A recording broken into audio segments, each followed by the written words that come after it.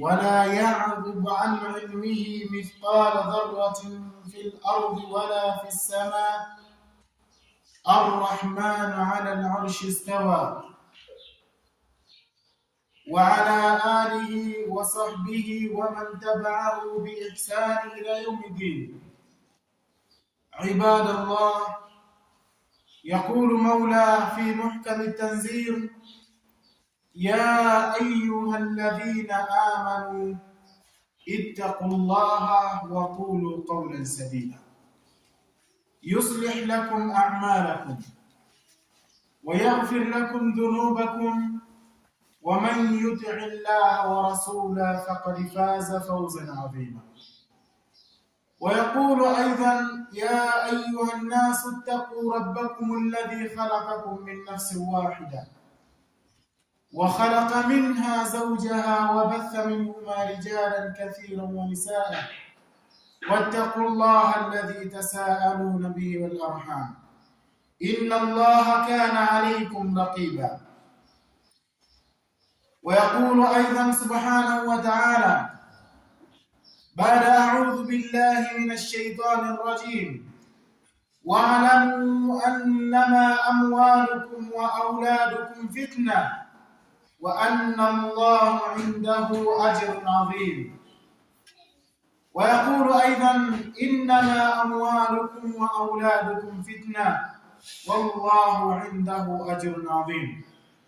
Ndugu katika imani, baada ya kumhimidi Allah subhanahu wa ta'ala na kumtakia rehma za ziada kiongozi wa umma huu Bwana Mtume Muhammad sallallahu alaihi wasallam, awali ya yote nikuhusieni kumcha Allah subhanahu wa ta'ala. Ala faqad faza almuttaqun, hakika wamefaulu wale wanaomchao Allah subhanahu wa ta'ala. Ndugu zangu katika imani, Allah alipomuumba mwanadamu hakumleta katika haya maisha ya kidunia kwa malengo yake huyu mwanadamu yaweze kutimia. Hakuletwa katika maisha ya kidunia ili aweze kumaliza muda wake ili akifa aondoke, bali ameletwa katika mgongo wa kidunia kuwa kiongozi, lakini aweze kumcha Allah subhanahu wa ta'ala. Allah anasema ndani ya Qur'an: وَإِذْ قَالَ رَبُّكَ لِلْمَلَائِكَةِ إِنِّي جَاعِلٌ فِي الْأَرْضِ خَلِيفَةً قَالُوا أَتَجْعَلُ فِيهَا مَن يُفْسِدُ فِيهَا وَيَسْفِكُ الدِّمَاءَ وَنَحْنُ نُسَبِّحُ وَنُقَدِّسُ لَكَ قَالَ إِنِّي أَعْلَمُ مَا لَا تَعْلَمُونَ. Hadhihi hiya al-ghaya, lengo la kuletwa kwa mwanadamu katika haya maisha ya kidunia ili aweze kuwa kiongozi, ili aweze kuwa mfano, ili aweze kuwa ni mwenye kuongoza. Ikiwa lengo lake ndio hili, ni lipi jukumu alilopewa baada ya kuwa mkuu uongozi? Allah anasema: wama khalaqtul jinna wal insa illa liya'budun, sikumuumba mwanadamu na majini isipokuwa waje katika mgongo wa kidunia, lengo waweze kuniabudia mimi Allah subhanahu wa ta'ala. Ibadallah, tumche Allah subhanahu wa ta'ala ili tuweze kukamilisha lengo ambalo limetuleta katika haya maisha ya kidunia, na tuweze kupata saada katika haya maisha ya kidunia, pia vile vile na maisha ya kaburini, pia vile vile na maisha ya kesho, siku ambayo tutakuja kufufuliwa. Yaumul ladhi la yanfa'u malu wala banun, siku ambayo mali haitakuwa na manufaa wala watoto hawatakuwa na manufaa. Ndugu zangu katika imani, hakika sisi sote ni mashahidi fi zamanina hadha, katika zama zetu hizi ambazo zimejaa fitna, mumtaliatin bishubuhati wal fitan, zama ambazo zimejaa mitihani na shubha mbalimbali, zimejaa misukosuko, zimejaa kila aina ya upumbavu na uchafu. Ndizo zama hizi. Tukizungumza zama hizi, ni zama ambazo watu wakimwasi Allah subhanahu wa ta'ala wala hawajutii. Tukizungumza zama hizi, ni zama ambazo maasi ya sasa hivi ni ambayo yamekuwa wazi wazi, na bali baadhi yetu tunakuwa ni yenye kuyasifia kwamba jambo fulani limefanyika vizuri. Lakini tupo katika zama ambazo tunapoteza wengi, asilimia kubwa ya wanadamu, na teknolojia ambayo Allah subhanahu wa ta'ala katujalia. Hizi ndo zama za fitna. Lakini yote haya Mtume sallallahu alaihi wasallam alishazungumza kwamba zitafika hizo zama ya kwamba maasi yatakuwa yanafanyika waziwazi. Alishazungumza Mtume sallallahu alaihi wasallam, lakini alishazungumza kwamba ikifikia hatua ya mwisho, itafikia hatua mtu ambaye ni mwema anawakuta watu wanazini katika barabara, bali baada ya kuamrisha waache uzina, bali atawaambia mngesogea pembeni ingekuwa bora zaidi. Hizi ndizo zama ambazo mwenzetu akifanya maasi hatumkatazi, bali tunakuwa ni wenye kumsupport. Mtu akifanya maasi baada ya kukaa na kumkenya, bali unakuwa unampa moyo katika jambo ambalo amelifanya. Ni wangapi katika wazazi ambao watoto wao wakija wanamwimbia vizuri nyimbo, akija mtoto wake anamkatia vizuri viuno, na bado baba huyu ama mama huyu anamsifia mwanae kwamba mwanangu unaweza na una kipaji? Ni wangapi? Na kibaya zaidi, binasafi shadidi, kwa masikitiko yaliyokuwa makubwa, unakuta baadhi ya tabia hizi wanazo baadhi ya Waislamu. Hizi ndizo zama za mwisho ambazo Mtume sallallahu alaihi wasallam akastabili ya kwamba watakuwepo Waislamu hao watakuwa kama mapovu. Hata kama ukilijaza pipa hauwezi kutoa hata kikombe kimoja cha maji.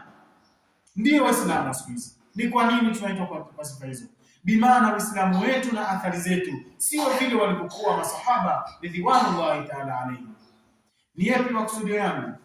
Maksudio yangu ni namna gani tuangalie ni namna gani ya kukiokoa kizazi hiki na zama hizi na fitna hizi. Ni namna gani ya kuokoa vijana hawa na mitihani mbalimbali ili ikabili dunia na teknolojia ambayo inawalibu watu. Ni namna gani tuweze kukwamua kizazi hiki? Kama annakum ta'rifun, ikiwa nyinyi ni uhakika mnatambua, anna kathirun min al-awlad, ya kwamba kuna watoto wengi ambao wameharibika, wa anna kathiran min al-aba'i la yubalun, na miongoni mwa wazazi wengi hawatambui na hawajali hiyo uharibifu wa watoto hawa. Fala'allahum, wenda watoto hawa wameharibika kwa tabia mbalimbali, uasherati, madawa ya kulevya, miadarati, au watoto wa kiume kubadilisha jinsia na kuwa ni watu ambao wanafanya vitendo vya ukombozi. Haya yote yapo. Ni namna gani tutamuokoa kijana ambaye amezaliwa? Ni namna gani tutaweza kumuokoa mtoto huyu mwenye miaka 3 ili inapofika wakati wake wa kujitambua au ameepukana na mitihani hii? Ndiyo suluhu ambayo tunaiangalia wengine. Lakini tutambue kabla yote, Allah anasema ndani ya surati al-Baqara, surati al-Anfal, aya 28, wa'lam, tambueni, annama amwalukum wa auladukum fitna, tambueni kwamba mali zenu na watoto wenu ni fitna, ni mtihani uliokuwa mkubwa, wa anna Allaha indahu ajrun adhim. Allah akasema, na kwa hakika ya Allah subhanahu wa ta'ala, kwake yeye ndipo kunapatikana malipo yaliyokuwa makubwa kwa wafanyao matendo mema. Ndugu zangu katika imani, Allah aliposema watoto ni fitna na mali ni fitna, baadhi ya akili za watu wenda hawajatambua. Inakuwaje leo hii furaha ya mwanaume ama furaha ya mwanamke ni kupata mtoto? Inakuwaje ni fitna? Inakuwaje ni mtihani? Unakuwa ni mtihani pindi pale mtoto wako atakapokuwa yupo katika mazingira ambayo hayaridhii Allah subhanahu wa ta'ala, na hali ya kuwa wewe ndiye ambaye ni kiongozi wa familia, wewe ndiye baba ambaye inabidi usimame na mtoto huyu, wewe ndiye mama ambaye inabidi ukae na mtoto huyu. Ni fitna mbele ya Allah subhanahu wa ta'ala, ni fitna hapa duniani, kwa sababu hakuna mzazi atakayekubali amuone mtoto wake anavuta madawa ya kulevya, amuone mtoto wake ni mlevi, amuone Saddam yuko hivi na hivi na hivi katika mambo ambayo hayaridhii Allah subhanahu wa ta'ala. Mpaka nafikia hatua mzazi huyu anaona aibu kupita kwa marafiki zake ikiwa mtoto wake yupo katika tabia ambazo sio nzuri. Hii ndio inapokuwa ya kwa mtu ambaye amejaliwa neema ya watoto, amejaliwa neema ya mali, ya kwamba inakuwa vipi fitna? Ni kwamba pindi pale ambapo vitu hivi viwili vimetumika katika njia ambazo sio sahihi. Ndugu zangu katika imani, idha sha'ara al-insan, ikiwa kila mwanadamu atahisi masuhulia ya kwamba mimi nina masuhulia ya kwamba mimi nitakuja kuulizwa juu ya vizazi hivi, juu ya mali hii, basi mtu huyu atakuwa ni mwenye kuchunga na kuzingatia malezi ya watoto hawa. Kila mzazi atachukua nafasi yake, kila baba atachukua nafasi yake ya kumlea mwanae, kila mama atachukua nafasi yake ya kumlea mwanae, ikiwa kila mmoja ataingiza katika moyo wake ya kwamba mimi nitakuwa na masuhulia mbele ya Allah subhanahu wa ta'ala juu ya malezi ya mtoto huyu. Ndugu zangu katika imani, nimetangulia kusema kwamba tupo katika zama za mitihani. Ikiwa Muislamu ametambua kwamba tupo katika hizo zama, hana budi yeye kutenga wakati kwa ajili ya kizazi hiki. Hana budi yeye kukaa katika mienendo ambayo anairidhia Allah subhanahu wa ta'ala, ili mtoto huyu aweze kusalimika na tabia kama hizi. Lakini ikiwa wazazi wa siku hizi, ikiwa kila mmoja amesahau lengo lake, na kama ilivyokuwa sasa hivi, ikiwa mama amesahau ya kwamba yeye ni mwalimu na amesahau kwamba yeye ni msimamizi, anasimamia nini? Mali za mume wake na watoto wa mume wake.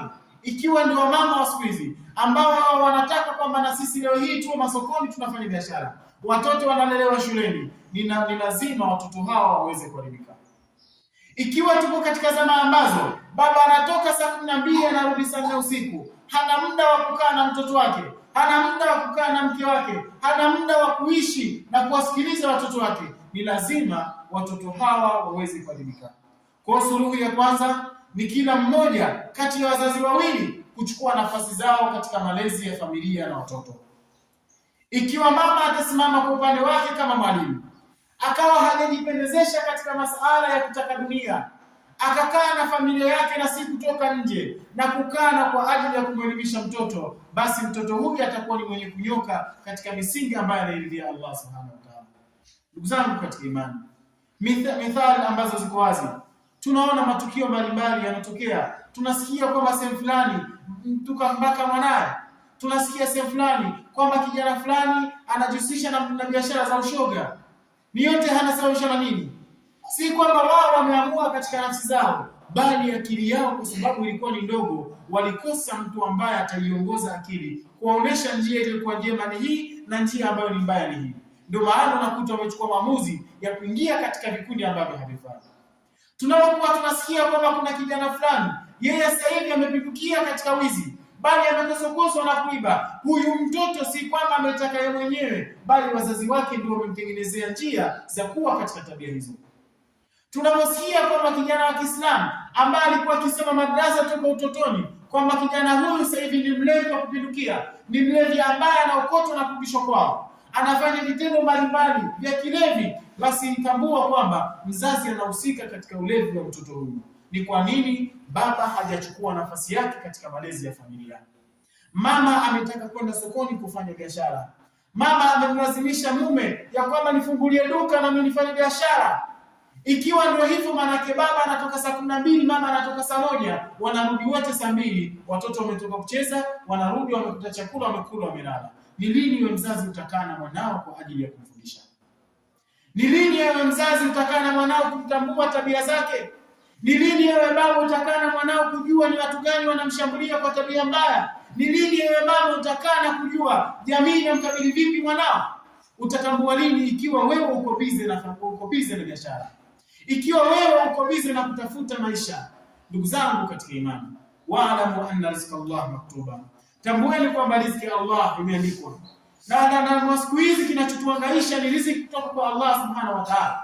Huyo mama anakaa nyumbani anawaza mikoba, ni riziki kutoka kwa Allah subhanahu wa ta'ala. Atambui kwamba riziki inatoka kwa Allah. Ikiwa utakaa nyumbani, riziki yako itakujia kupitia mume wako, itakujia kwa namna ambayo Allah akakuandikia, na si kuacha kuwalea watoto wako kama ni majukumu yako.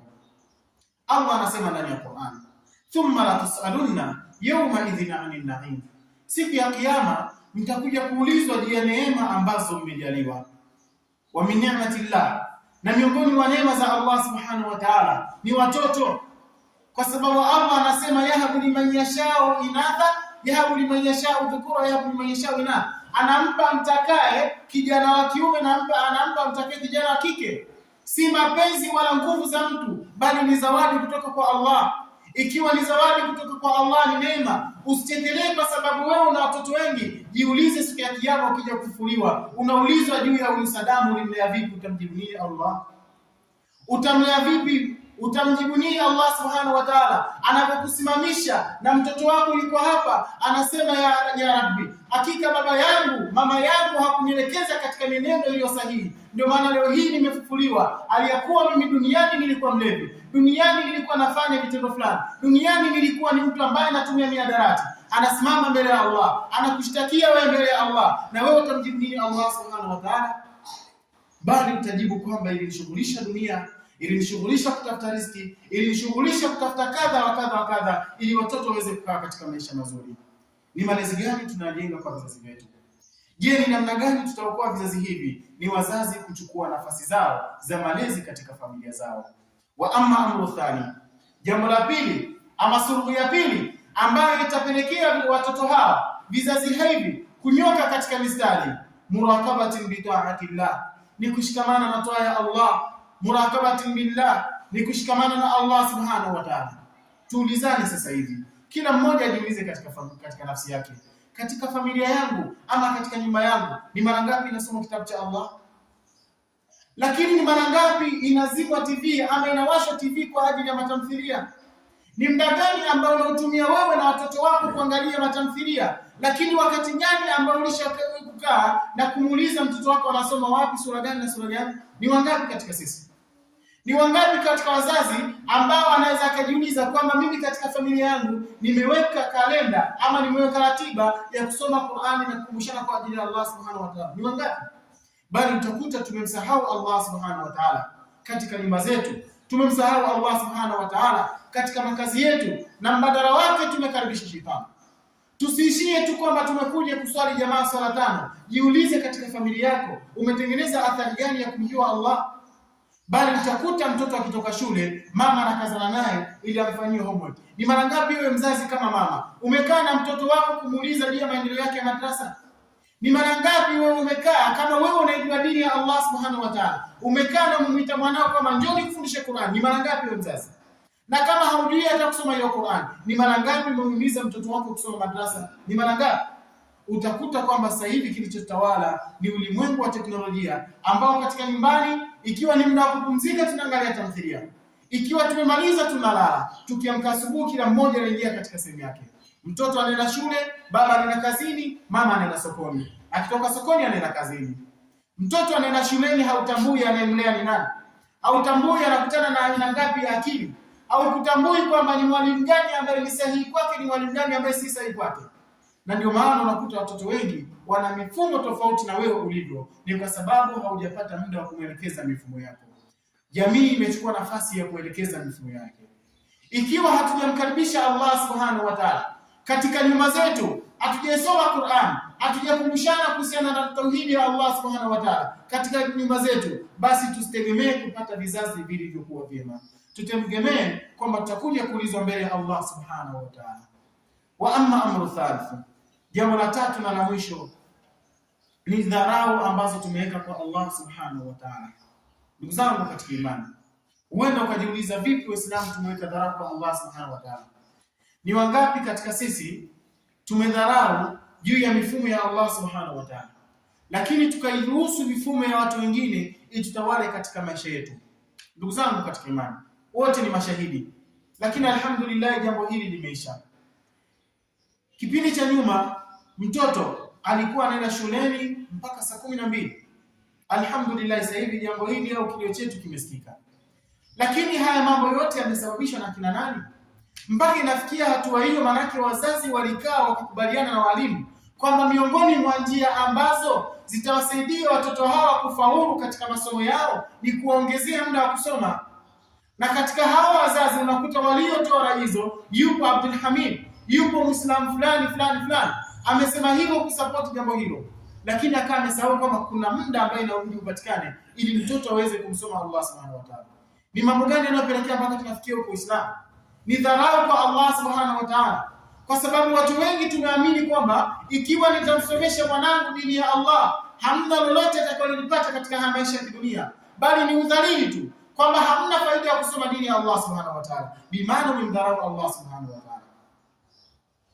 Allah subhanahu wa ta'ala anasema, waman a'rada an dhikri fa inna lahu ma'ishatan dhanka, yeyote atakayepuzia, atakayedharau atakayeleta istikhara, akaleta sukhriya, dharau kadha wa kadha na kibri katika kwa Allah subhanahu wa ta'ala, fa inna lahu ma'ishatan dhanka, huyu mtu katika kaburi lake atakuwa na maisha ya dhiki. Baadhi ya wanazuoni akasema maisha ya dhiki yanaanzia hapa duniani, na ndio mfano ambao tunaona leo hii. Angalia mfano wa familia ambazo hazina dini ya Allah, maisha ya dhiki wanaoishi nayo. Wanaishi katika maisha ya dhiki, ugomvi kila siku, ni kwa sababu wamemdharau Allah subhanahu wa ta'ala. Wanahshuruhu yawma al-qiyamati ama, malipo yake mengine siku ya kiyama mtu huyu anafufuliwa akiwa kipofu. Qala rabbi lima hashartani ama, atalalamika na kumwambia Allah, kwa nini Allah leo hii umenifufua mimi ni kipofu?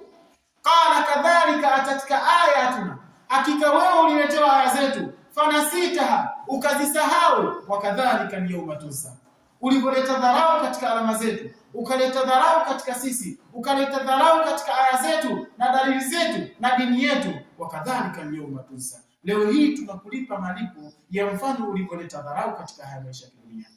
Ndugu zangu katika imani, hatuwezi kukiokoa kizazi hiki mpaka tuweze kunyoka sisi wazazi, mpaka baba na mama aweze kunyoka, kwa sababu sauti ya mwisho ni ya baba na mama. Hata kama ataongea mwalimu, ataongea jirani, ataongea jamii, lakini sauti ya baba ni sauti kubwa, sauti ya mama ni sauti kubwa. Ikiwa mama atasimama atasema kitu fulani no, basi mtoto huyu atafuata. Ikiwa baba atasimama atasema kitu fulani no, basi mtoto huyu atafuata. Lakini maisha yetu ya sasa hivi ni tofauti, na baadaye tutakuja kujilaumu sisi wenyewe, hali ya kuwa sisi ndio tulitengeneza mazingira ya vizazi hivi kuharibika. Ndugu zangu katika imani, mambo haya tuyasikie kwa wenzetu, lakini sio ya kutokea wenyewe. Usifikirie wale wazazi ambao wana watoto wao ambao ni mashoga sasa hivi wanapenda katika nafsi zao, bali wanajuta. Laiti wangelipata wakati ambao wangekaa na watoto wao, laiti wangelipata wakati ambao wangekaa na mwanao, ya kwamba akae na mtoto wake amwelekeze njia zilizokuwa sahihi. Lakini anakuja kushtuka mtoto wake ana miaka 25 na sasa hivi ndio hivyo ameshakuwa shoga, hamna namna, hana sauti tena kwa mtoto huyu, bali mtoto huyu ataona kwamba ananyanyaswa, atatoka kwa mzazi wake, lakini mzazi huyu atabaki na kilio mpaka milele siku ya kiyama. Sasa wewe ambaye umejaliwa neema ya mtoto, ichukue nafasi yako hii, kuchukua nafasi yako ya kuangalia ni namna gani niweze kumwokoa mwanangu juu ya kizazi ambacho kimeharibika, juu ya teknolojia ambayo inaharibu vizazi vya siku hizi. Ndugu zangu katika imani, kwa kumalizia, jambo la mwisho kabisa ili tuweze kukiokoa kizazi, enyi ambao mnataka kuzielekea ndoa, angalieni ni watu gani ambao mnaelekea nao katika ndoa. Usifatishe matamanio yako, usifatishe uzuri wa mtu, usifatishe shepu ya mtu, usifatishe pesa ya mtu. Angalia, je, huyu mtu ambaye ananichukua mimi ana maslahi na mimi katika maisha haya dunia na kesho akhera? Usiangalie kwamba huyu anamiliki magari mangapi, angalia juu ya tabia zake yukoje, anaweza kufaa kuwa kiongozi wa familia? Ewe kama kijana, angalia ya kwamba huyu nimemchagua kuwa mama wa watoto wangu, atakuja kufaa kuwa mwalimu wa watoto wangu.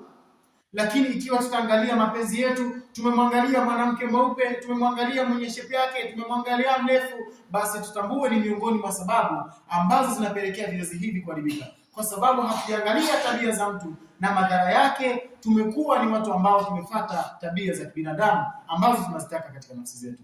Mtume sallallahu alaihi wasallam anasema, fafar bidhati din tabbat yadak, chagua mwenye dini, basi mikono yake itatakasika. Itatakasika vipi? Kwamba kizazi chako kitakuwa katika mikono salama. Ikiwa umemchagua mama ambaye ana dini, basi kizazi chako kitakuwa katika maisha ya raha. Ikiwa umemchagua yule ambaye ni mzuri, atakuharibu kwa pressure kwa sababu ya tabia zake hazitakuwa nzuri, isipokuwa yule ambaye atakuwa na tabia zilizokuwa njema. Ndugu zangu katika imani, tuyazingatie haya ili tuweze kuokoa vizazi wa siku hizi. Tumuombe Allah subhanahu wa ta'ala aongoze vizazi wa siku hizi, lakini tumuombe Allah subhanahu wa ta'ala atuepushe na tabia zilizokuwa mbaya. Tumuombe Allah subhanahu wa ta'ala atujalie miongoni mwa watu ambao watasikiliza maneno na kuyafanyia kazi. Allahumma salli ala Muhammad wa ala ali Muhammad kama sallaita ala Ibrahim wa ala ali Ibrahim fil alamin innaka Hamidum Majid. Wa barik ala Muhammad wa ala ali Muhammad kama barakta ala Ibrahim wa ala ali Ibrahim. Ud'u rabbakum wa antum muqinun bil jannah.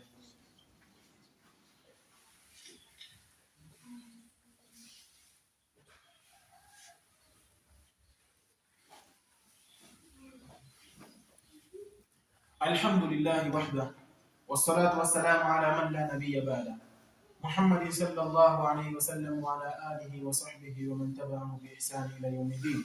Amma ba'd, ndugu zangu katika imani, na kuhusia kwa mara nyingine tena kumcha Allah subhanahu wa ta'ala. Ala faqad faza almuttaqun, hakika wamefaulu wale wanaomcha Allah subhanahu wa ta'ala. Ndugu zangu katika imani, kila mmoja wetu, kila Muislamu, kila mzazi, kila mwenye akili alichukua jambo hili na liingize katika akili yake na afikirie ni namna gani ya kuokoa kizazi cha siku hizi. Ikiwa hatutosimama kama wazazi, ikiwa hatutosimama kama walimu, ikiwa hatutosimama kama walezi, na kinyume chake tukasimama kama watafutaji wa dunia, basi tutambue hasara kubwa itatukabili. Na huu ni ummati Muhammad, umma ambao umesifiwa kwa tabia zilizokuwa njema. Kwa ndugu zangu katika imani, kwa mfano ya kuwa wewe unachukua azma ya kwamba mimi nitakiokoa kizazi hiki kwa namna